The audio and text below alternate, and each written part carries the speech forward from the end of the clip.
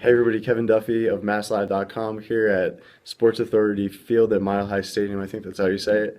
30-24, lots to get to here from the Pats' first loss of the season. Mark, we'll start with Gronk.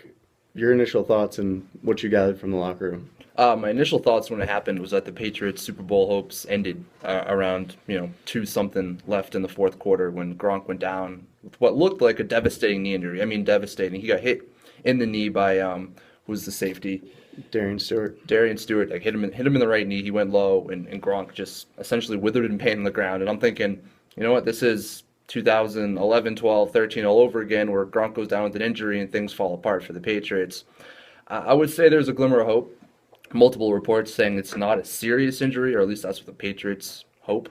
In the locker room, some of the guys seem upbeat. Brendan LaFell said that just seeing Gronk standing in the locker room, like we all saw him in the locker room, which is kind of rare. He said that gave him hope. Matthew Slater said it well. Matthew Slater said, you know what, it's a lot better than the alternative, which would have been him in an ambulance.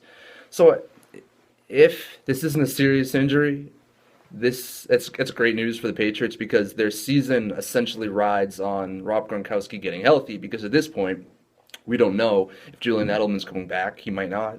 Dion Lewis not coming back. Danny Amendola probably will. But you need Rob Gronkowski to go for it, go further, go where you want to, and that's San Francisco.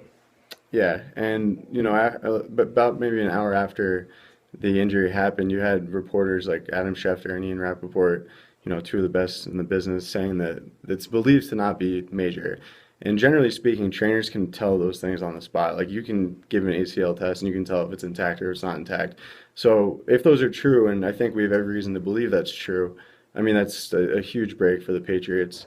Even so, though, I thought it was interesting how Brady said that they need Scott Chandler to step up. And Brady, the way he worded it, he said, one way or another, Scott Chandler is going to have to become a major contributor for this team. Maybe I'm reading too much into that, but to me that was almost like saying, we're not getting enough out of this guy. And without Edelman, without Lewis, we need other options. And Chandler was targeted 11 times today. I think he had 12 targets in his previous 5 games. So Brady was going to him, and he did have success on that final drive in regulation. But generally speaking, I think he's right. They do need something more from him. Yeah, Chandler dropped, I think, the first 2 passes that went his way, and he kind of made up for it in the third week. He got a touchdown. When Gronk went out, Brady went, I want to say, 4 of 8, and 2 of those completions were to Scott Chandler, and I think he also had 3 of the 8 targets. So, yeah, I mean, without Rob Gronkowski, Julian Edelman, Danny Amendola, Scott Chandler has to do something because you're running out of options. Yeah, okay. Now let's get to the game. Major plays that happened. To me, there was a few factors here that decided it. Number one would probably be the other injury. Dante Hightower goes out. Before Hightower goes out, the Broncos had 15 carries for 43 yards. Hightower leaves. They finish they have 17 carries for 136 yards and 3 touchdowns. So obviously that made a tremendous difference.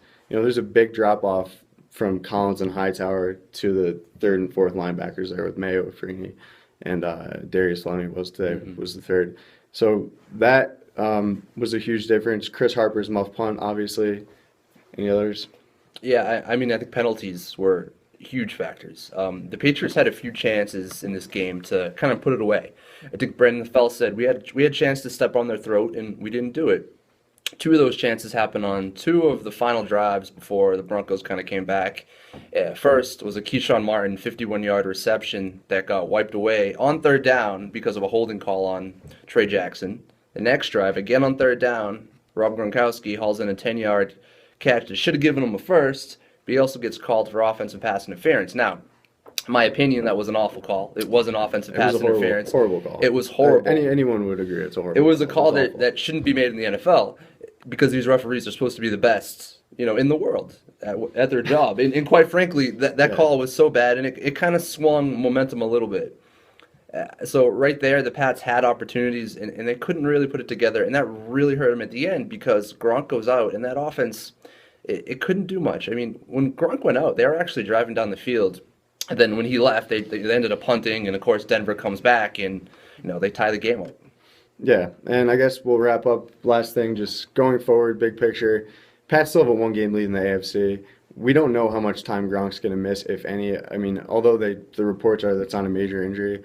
I mean, just given what we saw him just out on the field in pain, I mean, it wouldn't be a stretch to think he'd miss a few weeks. Where do you think, how do you think this game kind of affects them in the AFC as a one seed? Just what does it mean going forward?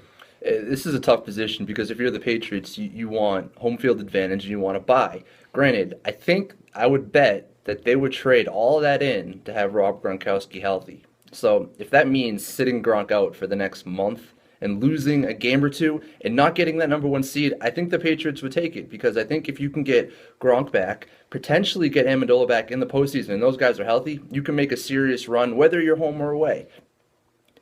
Do they want it? Of course they want it. Yeah. And I where mean, you, and where does it put them? I mean, do they lose to Houston now?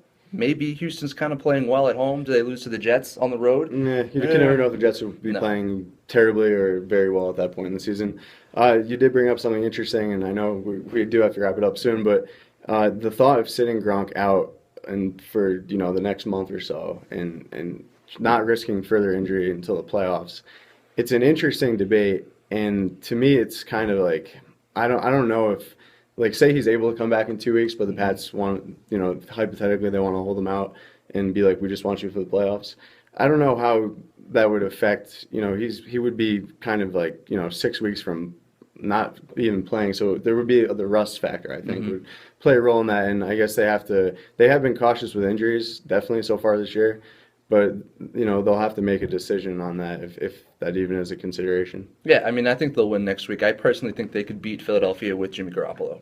So I don't think that'll be a problem. Well, yeah, I mean Philadelphia is just getting worked by literally everyone they play, and Yeah. apparently Chandler Jones he's already on to Philadelphia. Chandler Jones is on to Already Philadelphia. thinking about Philly. Yeah. All right, we will get back to you guys, and we'll talk to you from that Philly game.